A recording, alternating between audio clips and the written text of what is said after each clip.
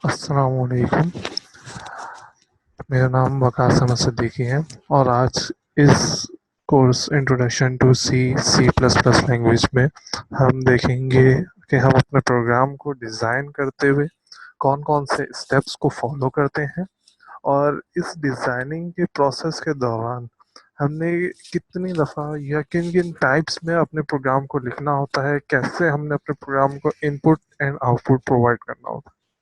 आज का जो हमारा कंटेंट है, जो आज हम देखेंगे, वो है हमारे पास डिज़ाइनिंग अ प्रोग्राम। किस तरह से प्रोग्राम को डिज़ाइन किया जाता है, सोचा कैसे जाता है कि प्रोग्राम लिखा जो जा रहा है उसका कंटेंट क्या होगा, किस तरह से उसके ऊपर वर्किंग करनी है, आउटपुट और इनपुट एंड वेरिएबल्स क्या होंगे हमारे प्रोग्राम के। हम ये देखते हैं कि वेरिएबल असाइनमेंट कैसे किया जाता है और कैलकुलेशन किस तरह से की जाती है, वेरिएबल को declare and some data types. बात करते हैं डिज़ाइन प्रोग्राम की। प्रोग्राम को किस तरह से डिज़ाइन किया जाता है। जब भी कोई प्रोग्रामर, कोई भी कोडर, कोई भी ऐसा बंदा जो कोडिंग कर रहा है, कोई नया प्रोग्राम स्टार्ट करता है लिखना, तो वो डायरेक्ट कोई कोड लिखना स्टार्ट नहीं कर देता कि फर्स्ट स्टेप उसका कोड लिखना हो, उसको बस प्रोग्राम मिले और वो काम करना शुरू कर दे। वो कोई भी बंदा जो प्रोग्राम लिख रहा हो, सबसे पहले वो प्रोग्राम की डिज़ाइनिंग करता है। अब इस डिज़ाइनिंग के बाद फिर उसकी वो कोड जो उसके हाई लेवल लैंग्वेज के अंदर या मशीन कोड के अंदर या लो लेवल लैंग्वेज के अंदर उसको प्रोग्रामिंग करनी है, जो उसने लैंग्वेज चूज़ की है, फिर वो उसके अंदर उसकी कोडिंग लिख रहा होता है। जितने भी हमने इससे पहले वाले लेक्चर के अंदर प्रोग्रामिंग देखी है, हर प्रोग्रामिंग के अंदर आपके रूल्स जो हैं वो चेंज होते हैं। इन रूल्स के लिहाज से इनके सेंटेक्स, इनकी वर्किंग चेंज होती है। किसी भी लैंग्वेज के सेंटेक्स जो हैं या रूल्स जो हैं वो इंडिकेट करते हैं कि कैसे किसी ऑपरेटर को, किसी कीवर्ड को या किसी भी वर्ड को हमने यूज़ करना है अपने प्रोग्राम के अंदर। किस तरह से हमने उसको यूज़ करते हुए अपने प्रोग्राम को यूज़फुल तरीके से लिखना है या बनाना है। जब भी हम डिज़ाइन करते हैं प्रोग्राम को, तो अगर ब्रीफ ओवरव्यू में देखें या इस तरह से कहें कि हम एक ब्रीफ समराइज फॉर्म में देख लें अपने प्रोग्राम को, तो हम दो स्टेप के अंदर अपने प्रोग्राम को तोड़ते हैं। सबसे पहला स्टेप है हमारे पास understand the task that the program is to perform. सबसे पहला टास्क हमें ये बता रहा होता है कि हमने ये चीज़ चेक करनी है कि पहले तो पता करें कि प्रोग्राम को काम क्या करना है। आपसे कहा गया कि एक कैलकुलेटर बना दिया जाए। अब आप फ़ौरन ही बैठ गए कैलकुलेटर, कोई बंदा फ़ौरन बैठ गया कैलकुलेटर बनाने को, लेकिन उसने ये पूछा ही नहीं कि कैलकुलेटर के अंदर कौन-कौन सी ख़ुसूसियत होनी चाहिए, कौन-कौन सी एबिलिटी होनी चाहिए। क्या उसके अंदर सिंपल अर्थमेटिक होना चाहिए जो कि ऐड, सब्ट्रैक्ट, मल्टीप्लाई, डिवाइड है, या इन सिंपल अर्थमेटिक के अलावा भी हमारे पास कोई प्रोग्राम होना चाहिए। फॉर एग्ज़ाम्पल उसके अंदर कोई परसेंटेज का फॉर्मूला आ रहा हो, कोई साइन का आ रहा हो, कॉस का आ रहा हो, या सिंपल एक हमारे पास कैलकुलेटर पूरा ही बनना है। तो सबसे पहले हमने ये देखना होता है कि हमारा प्रोग्राम क्या-क्या स्टेप्स फॉलो करेगा या क्या-क्या उसने काम परफॉर्म करने हैं। आफ्टर दिस जब हमें ये पता चल जाता है कि हमारे प्रोग्राम को क्या-क्या काम करने हैं, हम स्टेप्स को डिटरमाइन करते हैं। वो स्टेप्स जो बताएँ कि हमने अपने जो ऊपर हमने डिसाइड करा है टास्क, उनको परफ़ॉर्म कैसे करना है। कौन-सा स्टेप पहले लिखना है या कौन-सा टास्क हमने पहले करना है और कौन-सा टास्क हमने बाद में करना है। ओके। अब नेक्स्ट स्लाइड में हम इन दोनों पॉइंट्स को थोड़ा और ब्रीफली देख लेते हैं। सबसे पहले understand the task that the program is to perform. सबसे पहले ये देखना है हम सबसे पहला वाला पॉइंट देख रहे हैं, जिसके अंदर हम ये देखेंगे कि टास्क कौन से प्रोग्राम को परफ़ॉर्म करना है।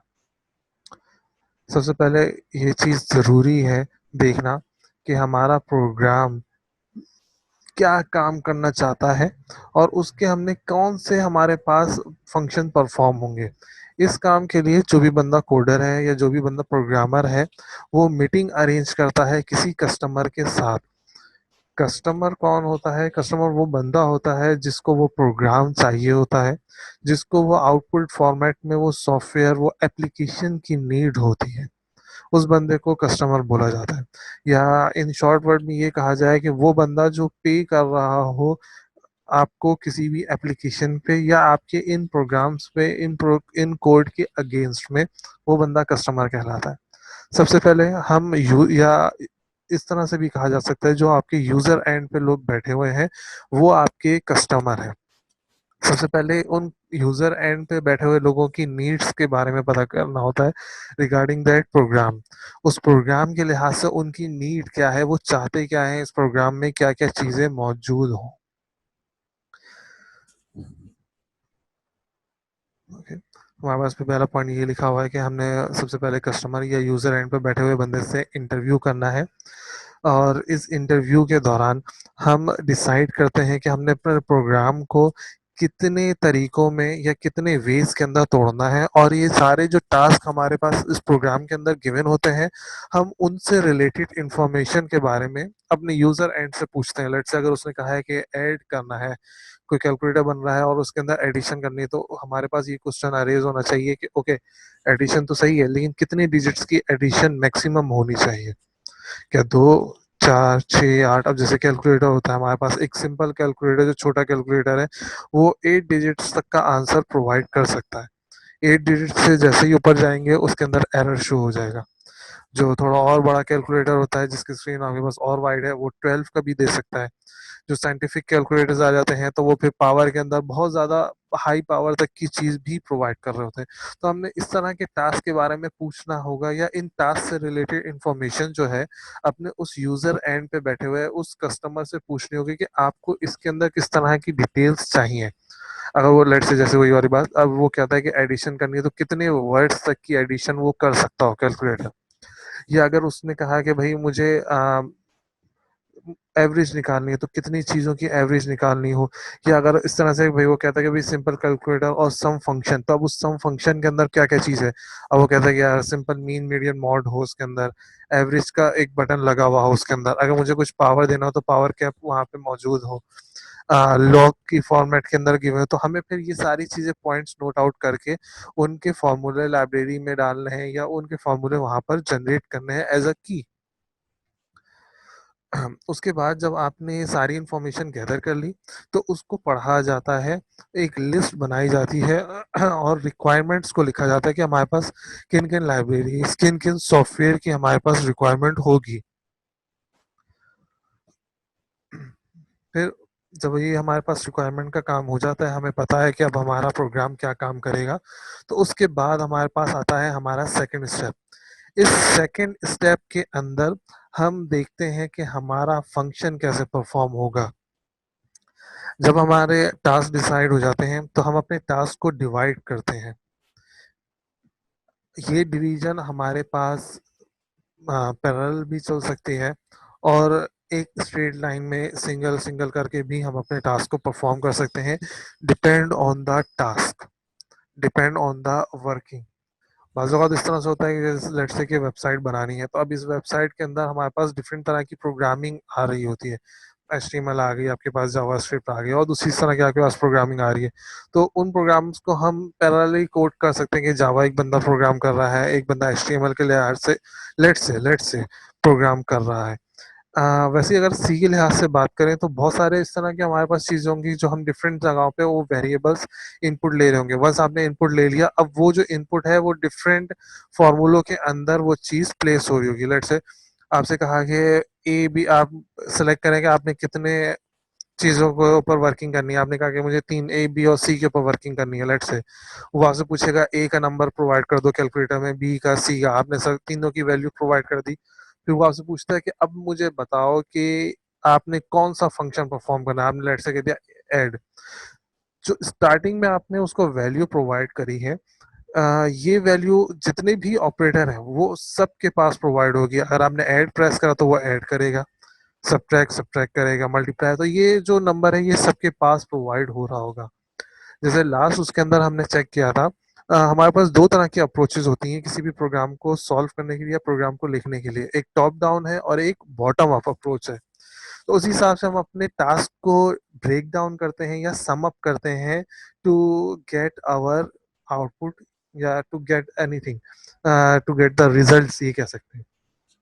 वंस आपने एक टास्क डिवाइड कर दिए, उसके बाद हमारा एल्गोरिथम बनाया जाता है। एल्गोरिथम एक लॉजिकल स्टेप्स होते हैं कि भाई ये फंक्शन परफॉर्म होगा इस तरह से, ये फंक्शन हमारे पास परफॉर्म होगा इस तरह से, इसका इनपुट इस तरह से आएगा, आउटपुट इस तरह से जाएगा, ये फॉर्मूला हम प्रोसेस में यूज कर रहे होंगे। इन एल्गोरिथम्स वगैरह के अंदर जो स्टेप बाय स्टेप चीज आती है, उसके अंदर सबसे पहली चीज आती है हमारे पास पोसाइडो कोड्स। ये साइडो कोड्स जो हैं, दो वर्ड्स के अंदर टूटा हुआ है, एक साइडो और दूसरा कोड। साइडो मीन्स होता है हमारे पास फेक, फेक कह लें या कहोगे जाली, या इस तरह से कह के हमारी एक नेचुरल लैंग्वेज के अंदर हमने चीज लिखी हुई है। और कोड मतलब वही आपने किस तरह से उसको वर्क करना है। पोसाइडो कोड्स का मतलब होता है फेक कोड। ये एक इनफॉर्मल लैंग्वेज होती है जिसके अंदर अपने टास्क हमने तोड़े हुए, लेट्स हमने अपना कोई भी फंक्शन, या जैसे हमने एक रिपोर्ट कार्ड बनानी है, तो हमने रिपोर्ट कार्ड को तोड़ने के लिए हमने लिखा है कि भाई लेट्स से 6 सब्जेक्ट है, तो 6 सब्जेक्ट के सब्जेक्ट ए की एंट्री मार्क्स आ जाए, सब्जेक्ट बी की मार्क्स आ जाए, सी की मार्क्स आ जाए, डी ई एफ, इस तरह करके 6 आपने मार्क्स ले लिए। फिर उसके आपने एवरेज ले ली, फिर उस एवरेज के लिहाज से आपने ग्रेडिंग का सिस्टम बनाया हुआ, उससे आपने उसको कंपेयर करके ग्रेड दे दिया। तो ये आपने जो फॉर्मल लैंग्वेज के अंदर स्टेप्स लिखे हुए हैं कि पहले आपने एंट्री करनी है मार्क्स की, फिर उसके एवरेज निकालना है, फिर उसके हिसाब से उसकी परसेंटेज निकालनी है, फिर आपने टोटल नंबर देखने हैं, जो भी इस तरह के आपके स्टेप्स हैं, ये जो अगर आप इसको लिस्ट डाउन करते हैं तो ये आपके पास कहलाता है पोसाइडो कोड। फॉर एग्जांपल, आपको सुबह उठ के एयरपोर्ट जाना है, तो लेट्स से सुबह उठ के आपके पास बहुत टाइम है और आपको एयरपोर्ट भी जाना है। आपको इसका पोसाइडो कोड्स लिखना है अपनी फॉर्मल लैंग्वेज के अंदर। तो हम क्या करेंगे, सबसे पहले पैकिंग होगी, आप रात को सो जाएंगे, सुबह उठेंगे, जो भी आपने फ्रेश अप हुए, मुंह हाथ धोया, वॉशरूम वगैरह गए, नहाया, कपड़े बदले, ब्रेकफास्ट करा, कैब बुक करी आपने, सारा सामान अपने एक जगह पे रख लिया आपने, रीचेक करा जो भी चीज़ें आपने वहाँ पे चेक करानी है, टिकट्स वगैरह या जो भी आपके पासपोर्ट वगैरह है। उसके बाद जब कैब आ गया, हमने लोड करा सारा सामान, बैठे और वहाँ पे आप टाइम से पहले 2 घंटे 3 घंटे जो भी टाइम है पीरियड होता है उससे पहले आप वहाँ पहुँच गए, चेक इन करा आपने और फिर आप प्लेन के अंदर चले गए। तो ये जो आपने स्टेप बाय स्टेप वर्किंग करी है, ये आपके पास अगर आप लिखते हैं तो ये आपके पास पोसाइडो कोड होता है। इसके बाद आप इसको डायरेक्टली किसी एक्चुअल कोड के अंदर कन्वर्ट कर सकते हो। पोसाइडो कोड्स की अब यहाँ पे जैसे एग्जाम्पल के तौर पे हमने कुछ पॉइंट्स लिए हुए हैं कि हमने किसी भी एम्प्लॉय की क्रॉस सैलरी उसको पे करनी है, या हमने ये चेक करना है कि भाई उसके पे कैलकुलेटिंग प्रोग्राम बनाना है कि कितना उसका पे होगा। तो सबसे पहले तो हमने ये देखना है कि उस एम्प्लॉय के वर्क आवर क्या होंगे। तो हमने यहाँ इस थर्ड पॉइंट के अंदर उसके वो देख ली कि वर्क आवर क्या है। फिर उसके बाद हमने देखा कि उसके इनपुट आवर क्या है, तो जो भी वर्क आवर आया उसको हमने आवर के अंदर इनपुट कर दिया। फिर डिस्प्ले हो आपके पास के एम्प्लॉय का चीज पर आवर कितना है, पैसे कितने उसको मिल रहे हैं, वो चीज आगे पे रेट के अंदर चला जाए। तीसरा आपके पास फॉर्मूला होगा जो इन दोनों के ऊपर वर्किंग कर रहा होगा, ये प्रोसेस है आपके इनपुट का। ये इनपुट हो गए दो चीजें, ये प्रोसेस हो गया, और ये लास्ट में आपके पास आउटपुट आ जाएगा। फिर पोसाइडो कोड्स के बाद हमारे पास आता है फ्लो चार्ट। फ्लो चार्ट भी एक और वे है हमारे किसी भी फंक्शन को लिखने का। इसके अंदर हम बता रहे होते हैं कि जो हमारे पास पोसाइडो कोड है या जो भी हमारे पास डेटा है, हम उसको फ्लो किस तरह से कर रहे हैं, या वो डेटा किस तरह से फ्लो होता है फ्रॉम स्टार्ट टिल एंड। इसके अंदर हम अपने डेटा को ग्राफिकल फॉर्मेट्स के अंदर लिख रहे होते हैं, और ये ग्राफिकल फॉर्मेट हमें बता रहा होता है कि हमारा जो डेटा टाइप है वो किस तरह से है। कुछ ग्राफिकल फॉर्मेट हमारे पास बहुत ज़्यादा इंपॉर्टेंट होते हैं, या हम ये कहें कि हम उनको जनरली यूज़ कर रहे होते हैं। जैसे फॉर एग्जांपल हमारे पास आता है ओवल। ओवल हमारे पास स्टार्ट और एंड को शो कर रहा होता है, ये किसी भी प्रोग्राम के स्टार्टिंग टर्मिनल के कहाँ से हमारा प्रोग्राम स्टार्ट हो रहा है और एंड टर्मिनल कहाँ पे हमारा प्रोग्राम जाकर एंड हो रहा है, इसको दिखा रहा होता है। फिर हमारे पास पैरेललोग्राम्स आ रहे होते हैं जो हमारे पास इनपुट या आउटपुट को शो कर रहे होते हैं। रेक्टेंगल्स आते हैं जो हमारे पास प्रोसेसिंग को शो करते हैं, फार्मूला एंड अदर थिंग्स। हमारे पास और दूसरी चीजें आती हैं जैसे कनेक्टर्स, ऑन पेज या ऑफ पेज कनेक्टर्स हैं। हमारे पास डिसीजन बॉक्स आते हैं कि हमें किसी चीज़ का डिसीजन लेना है, यस या नो, ट्रू या फॉल्स का, या किसी भी चीज़ का। तो हम उसको डिसीजन बॉक्स के अंदर डाल सकते हैं। अब यही प्रोग्राम जो पे कैलकुलेटर का हमने देखा था, इसी को अगर हम फ्लो चार्ट में देखें, तो हमने प्रोग्राम स्टार्ट करा, ऊपर हमने लिख दिया स्टार्ट, फिर इनपुट जो आपने चीजें लेनी थी वो आपने इनपुट ले लिया, जो डिस्प्ले करना था कि भाई display enter the number of hour, जो भी चीज आ रही थी उसको आपने इनपुट आवर में डाल दिया, फिर पे रेट डाल दिया। फिर ये जो ऊपर की 4 पॉइंट, ये जो 4 पॉइंट पैरेललोग्राम में है, ये आपके पास इनपुट के वर्किंग शो कर रहे हैं। फिर आपके पास आ गया एक रेक्टेंगल जो प्रोसेस को शो कर रहा होता है आपको। प्रोसेस के बाद फिर आपने आउटपुट के अंदर आपने दिखा दिया क्या चीज आपके पैरेललोग्राम के अंदर आपके पास जो आउटपुट आ रहा था, और फिर उसी के बाद आपके पास एक एंड जो आपके प्रोग्राम को एंड शो कर रहा है।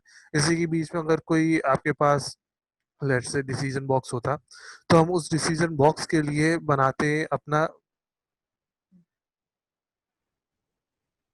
इस तरह से एक डायमंड फॉर्मेट का चीज बता रहे होते, जिसके अंदर हमारे पास यस या नो लगा होता। यहाँ से हमारे पास पुराना प्रोग्राम आता, फिर इसके 3 पॉइंट निकल सकते थे, एक लेट से ये यस और लेट से ये नो।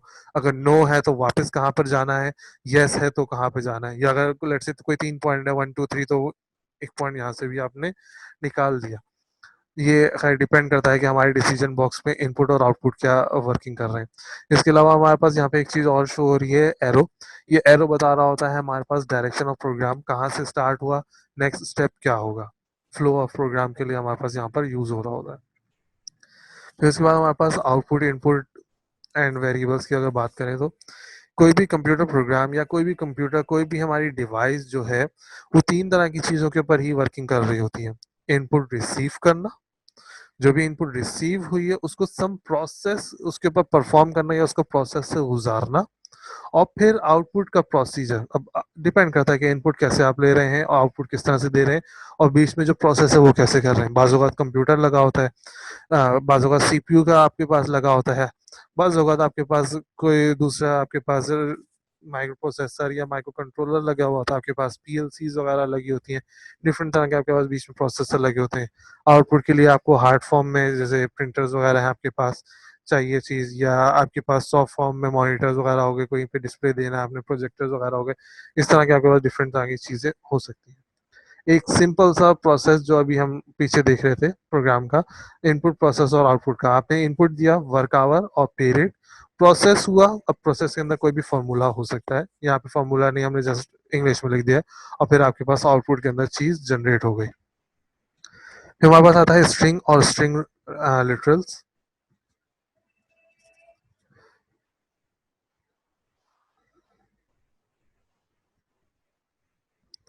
स्ट्रिंग्स जो होते हैं हमारे पास, वो चीज़ें होती हैं जो हम डिस्प्ले के अंदर यूज़ कर रहे होते हैं। जैसे हम कहते हैं कि भाई डिस्प्ले, पे रेट, या इस तरह की और डिफरेंट तरह की चीज़ें। ये वो पीस ऑफ डेटा होती है जो कि हम करेक्टर्स होते हैं जो हम डिस्प्ले करना चाह रहे होते हैं ड्यूरिंग प्रोग्राम या आउटपुट के अंदर। इनको हम मोस्टली लिख रहे होते हैं कोड्स के अंदर, डबल कोड्स के अंदर, या कुछ प्रोग्रामिंग के अंदर हम इनको सिंगल कोड्स के अंदर भी लिख रहे होते हैं। मोस्टली ये चीज़ें एज इट इज़ ही शो हो जाती हैं, जो भी हमने लिखा होता है वही चीज़ एज इट इज़ शो हो जाती है। जैसे अभी लेट से पीछे के प्रोग्राम के अंदर अगर हम देखें, तो हमने यहाँ पर जैसे ये एंटर द आवर, इसको डबल कोड के अंदर शो किया हुआ है, ये चीज़ एज इट इज़ हमारे पास आउटपुट के अंदर शो हो रही होगी। तो स्ट्रिंग मोस्टली वो चीज़ होती हैं जो हमने लिखी। स्ट्रिंग मोस्टली कैरेक्टर्स वगैरह होते हैं जो हम चाहते हैं कि नॉर्मली डिस्प्ले हो रहे हो हमारे स्क्रीन के ऊपर। तो ये प्रोग्राम्स या लैंग्वेजेस के ऊपर डिपेंड करता है कि हम डबल कोड यूज़ कर रहे हैं या सिंगल कोड कर रहे हैं। फिर हमारे पास आता है वेरिएबल एंड इनपुट। वेरिएबल कोई भी जगह हो सकती है, कोई भी ऐसी प्लेस का नाम जहाँ पर हम अपना डेटा रख रहे हैं या जहाँ पे हम अपने डेटा को प्रोसेस करवा रहे हैं, आउटपुट के अंदर लेकर आ रहे हैं। वेरिएबल का जो इनपुट है इसको हमने रिप्रेजेंट करना होता है किसी भी नाम से, किसी भी नेम से, और ये नेम सिंगल होना चाहिए। सिंगल से मुराद के अगर लेट से सिर्फ सिंगल अल्फ़ाबेट ज़रूरी नहीं है। अगर आपने आवर लिखना है तो आप पूरा आवर लिख सकते हैं। यहाँ पे जो हम सिंगल की बात करें, जैसे लेट से अगर मुझे अपना नाम देना है वकास अहमद, तो अब मैं पूरा वकास अहमद नहीं दे सकता क्योंकि वकास अहमद के बीच में स्पेस है। हम मोस्टली जब भी नेम देते हैं तो हम स्पेस का यूज़ नहीं करते। अब ये भी डिफरेंट प्रोग्रामिंग के अंदर डिफरेंट रूल्स हैं। कहीं पे आपको मिला के ही लिख देना पड़ता है, कहीं पे डिफरेंशिएट करने के लिए या अलग अलग लिखने के लिए हम बीच में अंडरस्कोर का यूज कर रहे होते हैं। तो ये खैर डिपेंड करता है। मोस्टली इसको इजी करने के लिए हम क्या करते हैं, हम उसका पहला वर्ड उठा लेते हैं। लेट से अगर पे रेट है या पे है कस्टमर की, तो पे का हमने पी उठा लिया, रेट है तो आर उठा लिया हमने, आवरली है तो एच उठा लिया उसका। इस तरह से फर्स्ट लेटर हम उठा ले रहे हैं। बाज़ औक़ात समझने के लिए या बिगनर्स के लिए हम पूरे पूरे नाम भी यूज कर रहे होते हैं, जैसे पे को पूरा पे ही लिखा है। इसके बाद फिर हमारे पास आता है वेरिएबल असाइनमेंट। वेरिएबल असाइनमेंट से मुराद ये है कि हमने किसी भी वेरिएबल को जो हमने नाम दिया है पीछे, उसको हम किसी कोई नंबर या कोई भी डेटा कैसे असाइन करते हैं। मोस्टली असाइनिंग के लिए हम यूज करते हैं असाइनिंग ऑपरेटर, जो हमने लास्ट लेक्चर के अंदर देखा था, जो क्या है आपके पास इक्वल्स टू। किसी भी चीज को इक्वल्स टू करके लिखेंगे तो वो चीज असाइन हो जाएगी। इक्वल्स टू की टू साइड्स है, एक लेफ्ट और एक राइट साइड है। मोस्टली राइट साइड पे जो चीज लिखी होती है वो असाइन हो रही होती है आपके लेफ्ट साइड पे। जैसे सेकंड पॉइंट के अंदर आप देखें लिखा हुआ है सेट प्राइस इक्वल्स टू 20, तो ये 20 असाइन हो गया है हमारे इस सेट प्राइस के ऊपर। ओके, यहाँ पे अब क्वेश्चन ये रेज होना चाहिए, सेट प्राइस तो दो वर्ड है, तो यहाँ पे ये एग्जाम्पल के तौर पे लिखा हुआ है। अगर आपके पास प्रोग्राम के अंदर लेट से स्पेस का नहीं है और अंडरस्कोर का नहीं है, तो ये सेट प्राइस मिला के लिखा हुआ होगा। जैसे सी वगैरह के अंदर हम मोस्टली अंडरस्कोर डाल के ये चीज लिख देते हैं। इसके अलावा और दूसरे फंक्शन भी हो सकते हैं। लेट से कि अगर मुझे अपना डेटा सेव करना है, मैंने एक डेटा दिया ए, एक डेटा दिया बी, और मुझे उस डेटा को सेव करना है कहीं पर ऐड करके, तो मैं वो चीज इक्वल टू के अंदर भी कर सकता हूँ। लेट से मैंने कहा कि एक ए है डेटा, एक बी है डेटा। ये कोई भी डेटा है जो बाहर से मैं ले रहा हूँ, मैं यूजर इनपुट दे रहा है कि ए और बी क्या है, तो ये जो भी आ रहा है डेटा वो मैं ऐड करूँ और ले जाकर मैं सेव कर दूं। तो ये इसका जो भी डेटा होगा, इसकी वजह से हमने क्या करा, असाइन कर दिया एडिशन कहाँ पर, सी पे। जो भी डेटा इनपुट आ रहा होगा, लेट से मैंने यहाँ पे इनपुट दिया है 5 और यहाँ पे इनपुट मैंने दिया है 6, तो ये दोनों चीजें असाइन होगी, एक 5 को और एक ए को और एक बी को। इनकी एडिशन ऑटोमेटिक कहाँ पे जाकर असाइन हो जाएगा, सी में। असाइनिंग के लिए हम यूज कर रहे होते हैं, जैसे भी हमने देखा, इक्वल्स टू का साइन। अब ये डिपेंड करता है, आप वेरिएबल के लिए भी कर सकते हैं, इनपुट वगैरह के लिए। फिर उसके बाद हमारे पास आती है डेटा टाइप। डेटा टाइप को भी हम असाइन करते हैं या डिक्लेयर करते हैं, वो हम करते हैं बिल्कुल स्टार्ट में। जैसे इनपुट का डेटा है आपके पास, सॉरी, जैसे आपके पास डेटा की टाइप क्या है, इंटीजर है, फ्लोट है, क्या चीज़ है। स्टार्टिंग में ही हम बताते हैं कि जो भी हम डेटा इनपुट लेंगे उनके नाम क्या होंगे और उनकी टाइप्स क्या होगी। दो तरह की चीज़ें हम डिसाइड करते हैं, नाम क्या होगा उसका और उसकी टाइप क्या होगी। अगर आपको लास्ट लेक्चर याद है तो उसके स्टार्टिंग के अंदर हम लिख रहे थे INT parameter, INT area, INT length, INT breadth, इस तरह करके हम, ये जो हमने INT दे रहे थे ये उस वेरिएबल की टाइप थी, कौन सी टाइप का डेटा है। और नेम जो हम दे रहे थे वो थी लेंथ या ब्रेथ या पैरामीटर या जो भी इस तरह के था नेम। ये दो तरह के वेरिएबल होते हैं। हम वेरिएबल की डिक्लेरेशन भी करते हैं और साथ साथ हम बताते भी हैं कि कौन सा हमें वेरिएबल टाइप चाहिए।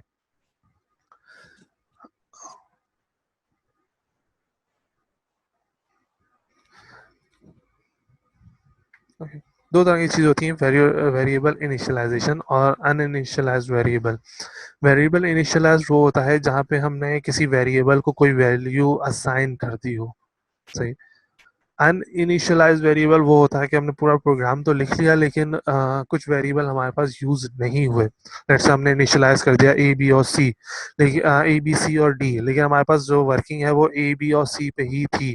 तो ए बी और सी जो है हमारे पास एज अ वेरिएबल इनिशियलाइज आ जाएगा, सही है, या इनिशियलाइजेशन के प्रोसेस में आ जाएगा। और अनइनिशियलाइज वेरिएबल जो होगा हमारे पास वहां पर डी कहला रहा होगा।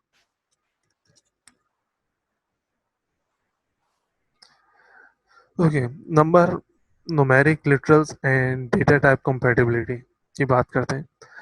कोई भी नंबर अगर प्रोग्राम कोड में लिखा जा रहा है तो वो आपके पास न्यूमेरिक लिटरल्स कहलाएगा। ओके, इसके बाद फिर डेटा टाइप की कंपैटिबिलिटी की बात करते हैं। अगर कोई न्यूमेरिकल या न्यूमेरिक लिटरल जो है वो डेसिमल पॉइंट के अंदर लिखा गया, जैसे यहाँ पे अभी हमने 2.75 लिखा हुआ है, तो ऐसे नंबर को आपने एज अ रियल स्टोर करना है, और इसको एज अ रियल ही ट्रीट किया जाएगा जब प्रोग्राम हम रन कर रहे होंगे। और अगर आपके प्रोग्राम के अंदर डेसिमल पॉइंट नहीं है तो ऐसा न्यूमेरिक लिटरल जो है वो कंप्यूटर की मेमोरी के अंदर सेव हो रहा होगा एज एन इंटीजर, और इसको हम ट्रीट करेंगे एज एन इंटीजर ही जब प्रोग्राम को रन कर रहे होंगे। आज का जो हमने लेक्चर देखा है ये हमारे पास पियर्सन से उठाया हुआ है, और पियर्सन की जो हमने बुक यूज़ की है वो है starting out with programming logic and design, 5th edition. इस वेबसाइट पे जाकर आप इसको उठा सकते हैं, या इस वेबसाइट से जाकर आप इस जो डेटा हमने लिया है वहाँ से आप कलेक्ट कर सकते हैं। वेबसाइट है www.pearsonhired.com/asset/preference और ये सब नंबर्स। आज के लेक्चर में यहीं तक था। Thank you. अल्लाह हाफिज़।